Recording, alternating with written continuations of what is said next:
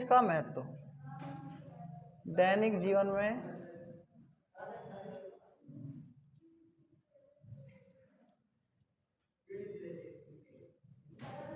PH का महत्व।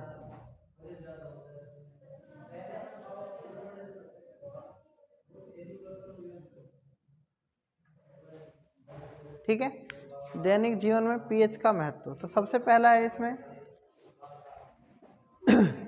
पौधे एवं पशु पीएच के प्रति संवेदनशील होते हैं। कौन? पौधे एवं पशु। एक तो होता है पौधा और एक होता है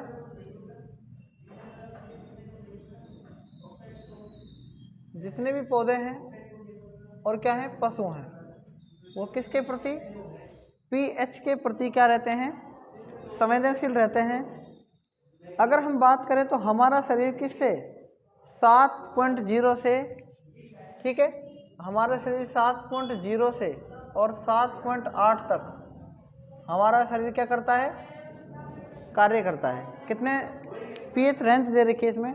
7 से और 7.8। इस रेंज के बीच हमारा शरीर क्या करता है? काम करता है। उसके बाद एक होता है वर्षा का जल। क्या होता है? वर्षा का जल। ठीक है, एक होती है अम्लीय वर्षा। आपने सुनी होगी अम्लीय वर्षा। क्या होती है?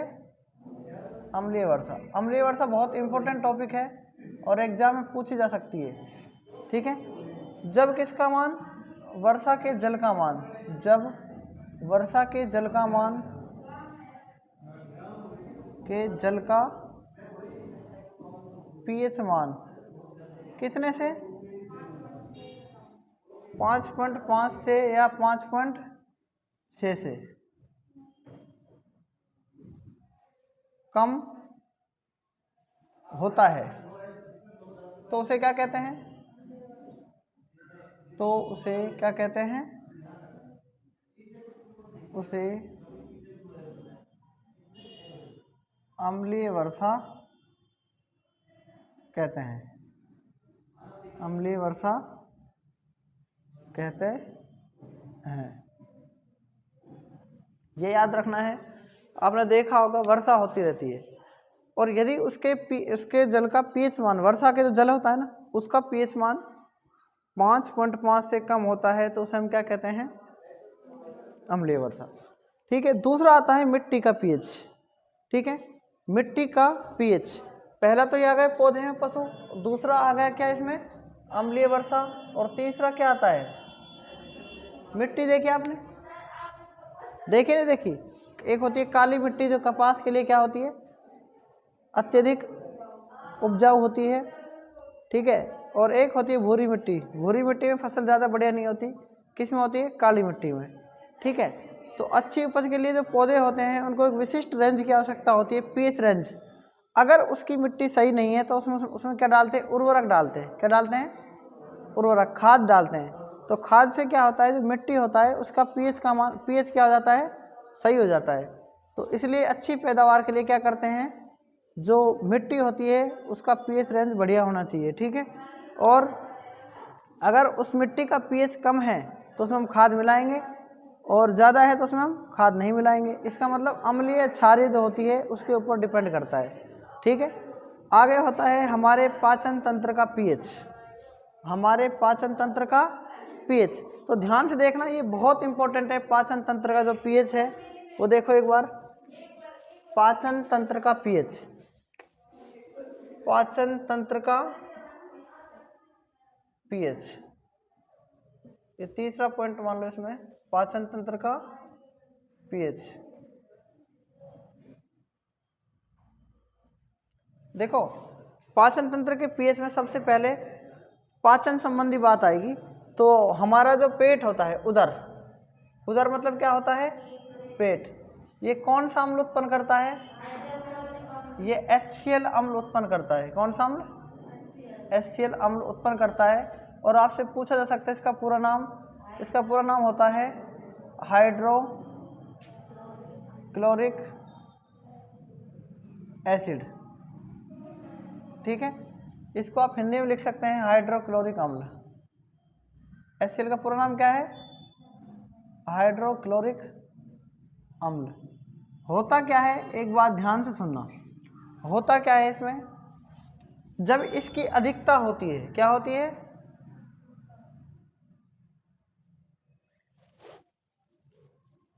अधिकता, और एक होता है इसकी कमी।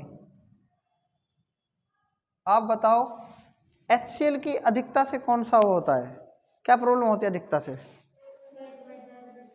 जलन। क्या होती है? पेट में दर्द और जलन। और कमी से क्या होती है? कमी से अपच की बीमारी होती है। किसकी? हमारे जो खाना होता है वो पचता नहीं है। और अधिकता से क्या होता है? पेट में दर्द। और तो इस अधिकता को क्या बोलते हैं? इसको बोलते हैं अति अम्लता। क्या बोलते हैं? अति अम्लता किसे कहते हैं?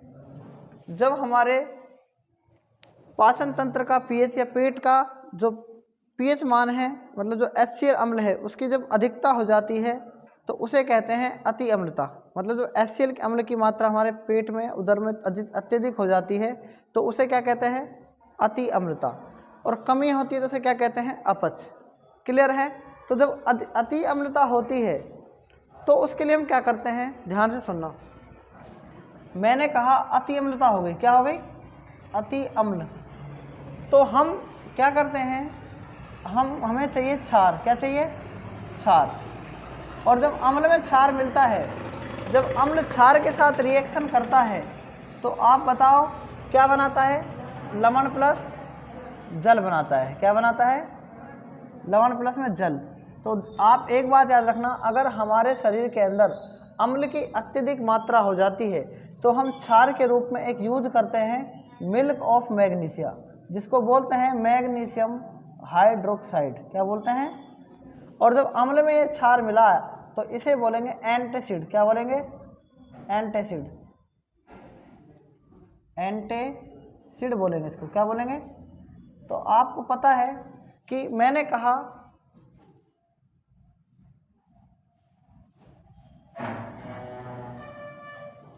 ठीक है, एक होता है नॉन शब्द, जिसका मतलब क्या हो जाता है? विपरीत हो जाता है। मैंने कहा वोलेटाइल, मैंने क्या कहा? वोलाटाइल। अगर इसके आगे मैं लगा दूं नॉन तो ये मतलब विपरीत बन जाता है इसका। वोलेटाइल का नॉन वोलेटाइल क्या होता है? विपरीत। ठीक है। आपने सुना होगा एसिड। क्या सुना है आपने? एसिड। एसिड का मतलब क्या होता है? अम्ल होता है। लेकिन एंटासिड, एंटासिड ये दो शब्दों से मिलकर बना है। एंटी प्लस में एसिड, मतलब जो अम्ल नहीं है वो क्या है? क्षार।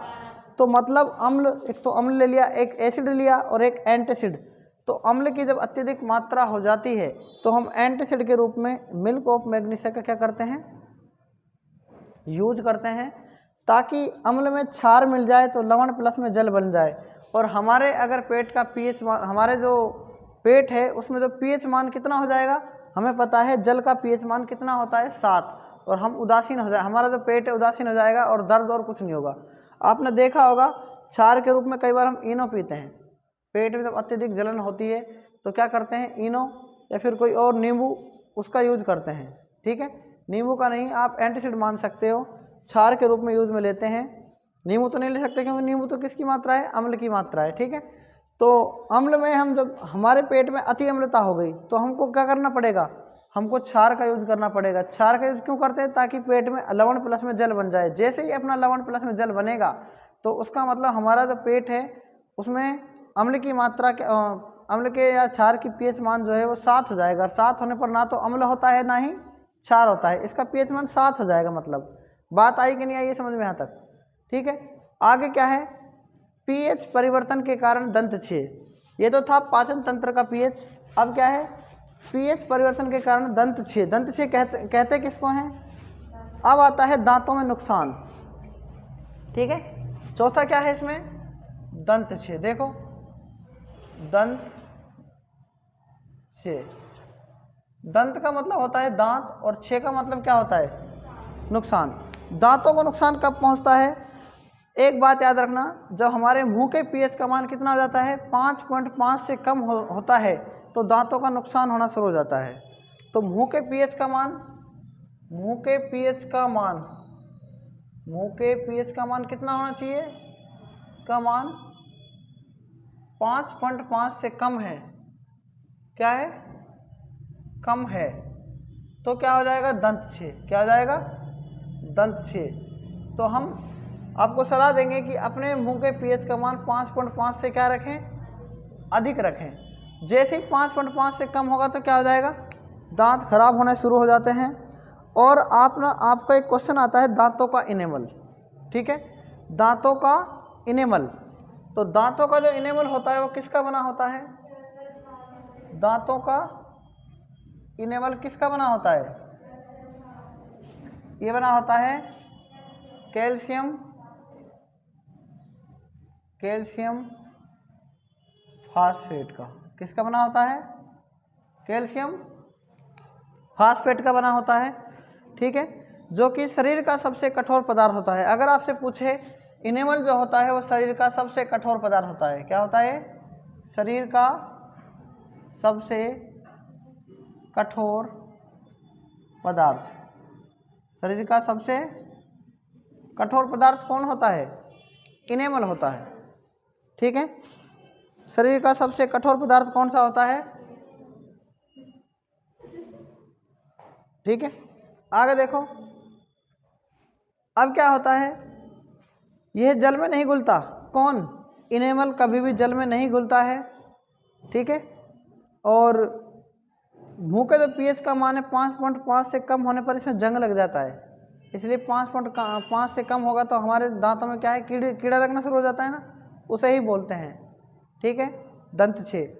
और आगे हमें इसको सही करने के लिए, दांतों को सही करने के लिए हमें सुबह शाम क्या करना चाहिए, ब्रश करना चाहिए, ताकि हमारे दांतों का जो पीएच मान है 5.5 से कम नहीं हो, ठीक है, ज़्यादा ही रहे। आगे आता है पशुओं एवं पौधों द्वारा उत्पन्न रसायनों से आत्मरक्षा, ठीक है। पशुओं एवं पौधों द्वारा उत्पन्न रसायनों से आत्मरक्षा कैसे कर सकते हैं। अगर आपको मान लो मधुमक्खी खा जाती है, क्या खा जाती है, मधुमक्खी, या फिर कोई भी एक डंक होता है, नेटल का डंक, ठीक है, नेटल एक पौधा होता है, उसके डंक में क्या होता है, कांटे होते हैं ना, कांटे से डंक ही बोल सकते हैं आप उन कांटों को। तो उनमें क्या होता है, फॉर्मिक अम्ल होता है, क्या होता है, फॉर्मिक अम्ल होता है, फॉर्मिक अम्ल। इस अम्ल को आप मैथेनोइक अम्ल भी बोलते हैं, बोलते नहीं बोलते हैं, मैथेनोइक अम्ल भी कहते हैं। तो कई बार क्या होता है, जब वो मधुमक्खी या हमें कोई चीज़ ऐसी खा जाती है तो क्या होता है, उसमें सूजन हो जाती है ना, वो पीएच परिवर्तन के कारण ही होता है ऐसा, ठीक है। तो इसके इलाज किससे करते हैं हम एक डाक पौधे की पत्ती होती है, क्या होती है, डाक पौधे की पत्ती होती है, उसको रगड़कर इसको सही किया जा सकता है। किसको, इस मधुमक्खी के डंक को, जहाँ से खाया हुआ होता है वहाँ से हम इसको रगड़कर सही कर सकते हैं इससे।